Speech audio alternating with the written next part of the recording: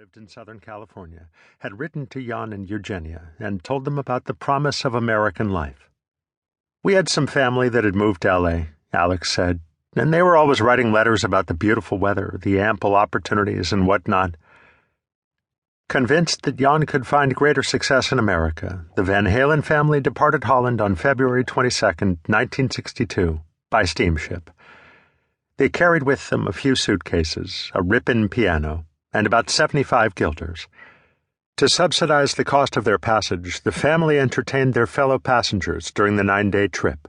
Alex and I actually played on the boat while we were coming to America, Edward recalled. We played piano, and we were like the kid freak show on the boat. After arriving in New York, the family took a cross-country train trip to Southern California and settled in the prosperous Los Angeles suburb of Pasadena, having spent most of their savings to pay their way to America. As Edward would later summarize, "My father was 42 years old when he left Holland and came to Pasadena with $15 and a piano." Despite the city's advantages, the family's dream of a better life did not initially come to pass. Instead of finding themselves in a suburban dream home, the Van Halen family rented a cramped apartment at 486 South Oakland Avenue. Their new home was so modest that all three families in the building shared the same bathroom. Over the next 4 years, the family would relocate in Pasadena at least 2 more times.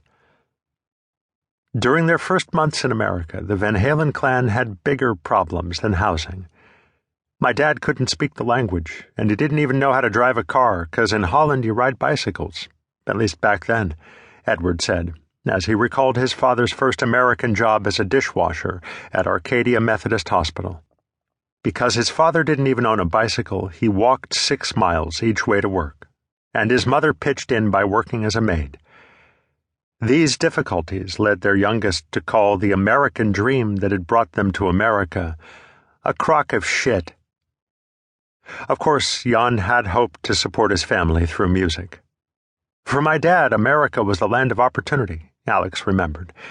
Then he found out differently, of course. The big band thing wasn't happening here either. In fact, when it came time to provide the city of Pasadena with information for the 1962 city directory, Jan listed his occupation as a machinist. Nevertheless, Jan did find some part-time work as a musician.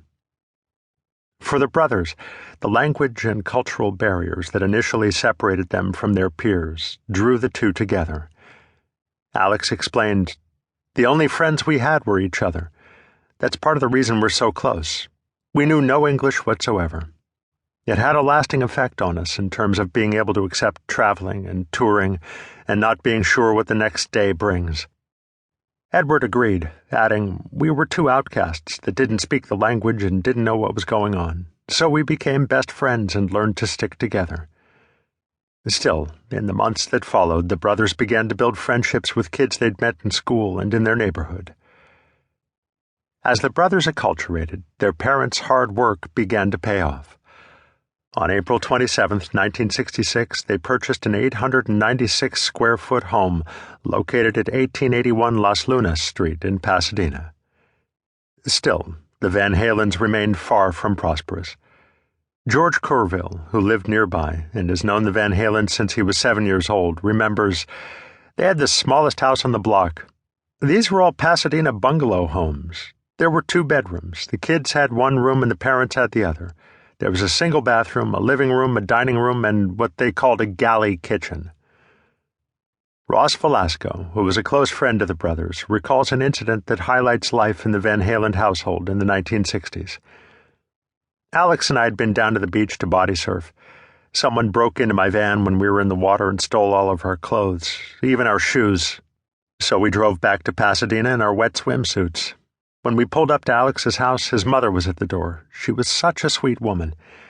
He told her what happened, and she got very upset. I think at that time she might have been sewing and making the clothes he wore.